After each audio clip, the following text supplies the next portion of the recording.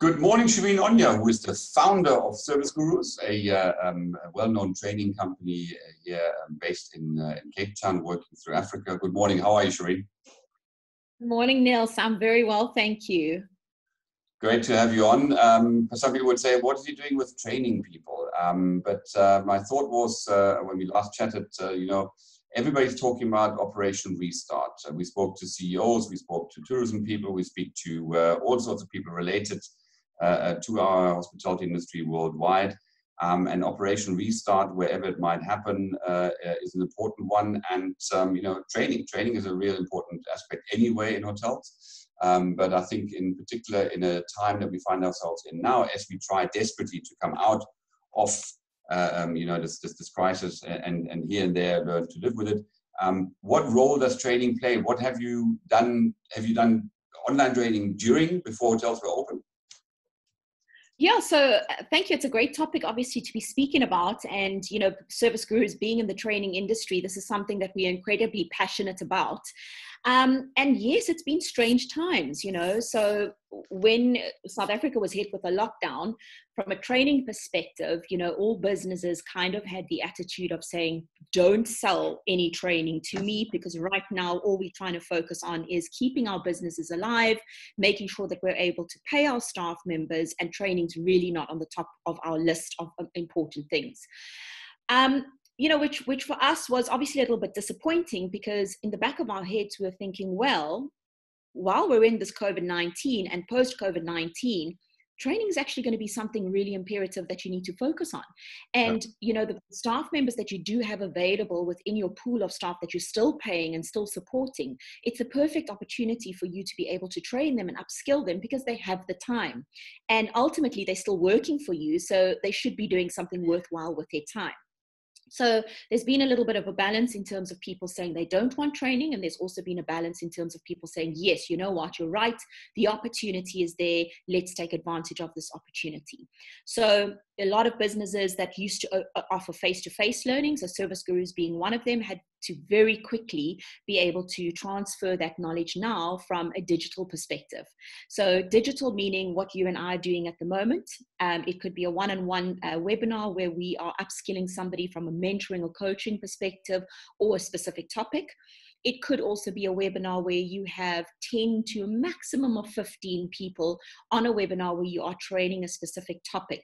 Mm-hmm. So digital learning in that aspect is very different to a classroom training session, because you have to take into account that people are now working from home, the kids are at home, so they've got lots of disturbances. So you need to take all of these things into account when you develop your training program. So we've kind of got it down to a maximum of 2 to 3 hour training session, where you have a couple of breaks in between, and you also make it very interactive. And the reason that we've done it with the numbers of 10 to 15 people is because you can still have that one-on-one interaction. You can still see everybody on your screen, and you can make sure that everybody is involved and interacting in your training.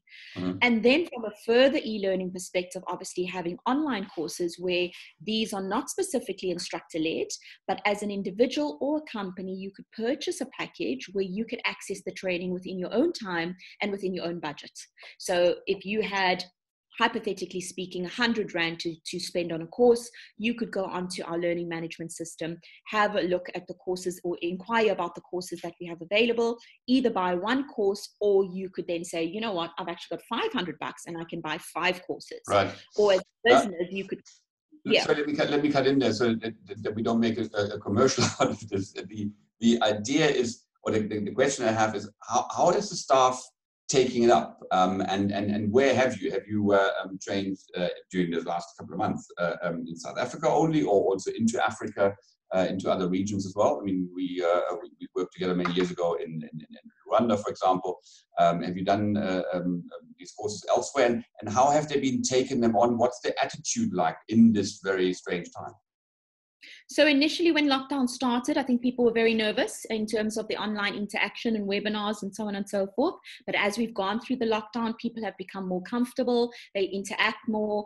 You've got various different platforms that you can use that make interactions or breakout rooms really simple and easy. And I think the one-on-ones are better or smaller groups as opposed to bigger groups. From an e-learning perspective, we've only now been operating within South Africa. We're currently doing some really great webinars for Cape Town tourism. And our footprint for Africa is something that we're building on in terms of e-learning, but we have done a face-to-face learning in Africa. So that has been really great for us in terms of our footprint. So in a way, a knock, of course, initially, but one that you managed to turn around and develop something, because online, as we all know, we now can jump into people's offices and homes, mostly homes right now, at the click of a button and have meetings where before we always felt that we had to travel there.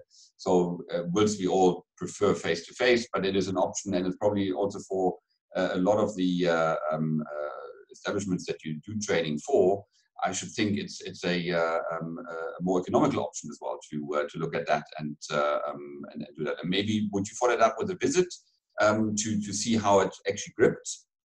100%. So we call that a blended learning approach.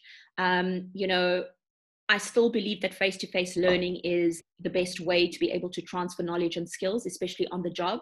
And that is how we make an impact in terms of the training that we deliver specifically in the tourism and hospitality industry, is the on-the-job training, because that's when you can marry the theory to actually working within your department. But just in general, speaking about training, Nils, and the fact that people are weighing up, do we spend budget on training or not? Times have changed. And when we go back and we start opening our businesses, our customers are going to expect a completely different experience. And our staff members have to offer a completely different experience. And they are going through quite a lot. Thinking about, how do I now provide a customer service connecting with my customer when I've got all these barriers? I've got a mask, I've got a perspex screen, I've got the 1.5 meters around me that I can't, connect with my guest. I possibly can't room them anymore. We are now not giving, daily cleans and so on and so forth. We have tables in between our guests sitting. The staff members have to take all of these things into consideration. So there's an emotional intelligence aspect to this. How do we manage their anxiety? How do we get their personalities to come out through all of these barriers? So it's a very important conversation that you need to have, and a specific training that needs to happen with our staff members as well as with our leadership. Because leading now, in the now, and going into the future is very different in comparison to what it was in COVID-19 and now post-COVID-19. How do you manage these staff members with these anxieties, with these stress levels of coming to work, not knowing if they're going to be infected or affecting somebody else? Right. It's all of these expectations that you need to manage. And that's why it's so important to engage with your staff members, to give them the support from a training aspect and make them feel comfortable so that they are able to engage with your customers or your guests to provide that service excellence that you really want. And from a customer's perspective, they're going to be expecting more. And in fact, they will pay a little bit more if they are convinced that the product that you are offering is going to give them safety, health, and obviously the service and the extra addition on top of that.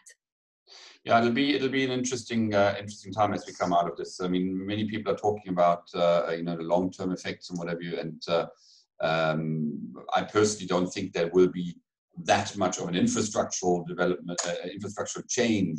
Which some people are talking about the hotel room of the future and whatever. But you're absolutely right. I mean, the certain regimes will change, certain ways of operating will change in the short term, but also in the medium, and maybe some of them will carry on in the long term. We were speaking about housekeeping, early on with somebody else, and hotels have always done, the right hotels, of course, have always done housekeeping very well. And never got the right credit for it. And now it's something which, the little seals will come back around the toilet seat and around the remote control. This item has now been disinfected for your protection and whatever you. And but I think that's what the opportunity lies there, is that, yes, you're saying we've been doing things, some hotels have been doing things the right way for such a long time, but here's a massive opportunity for us to say, okay, how do we take it the next step? How do we do better? And from this, I mean, with the training material that we're developing at the moment, specifically around health and safety and operations of a property, is that you start seeing things very differently and you start building more efficiencies in your business. And it's just giving you that perspective of, maybe we were operating this way and now all of a sudden we're looking at things from a different perspective, and we're seeing opportunities to be able to perform better. I was about to ask you, where is the silver lining? Where's something positive that we can take out of this? And you already mentioned it, as a natural. That I think is a very good point to close, because unfortunately time is always against us on these things. Shireen, I thank you very, very much for your time. I wish you well, and let's catch up very, very soon. All the best, Shireen Onia from Service Gurus in Cape Town, South Africa. Thank you. Thank you, Nils. All the best. Bye.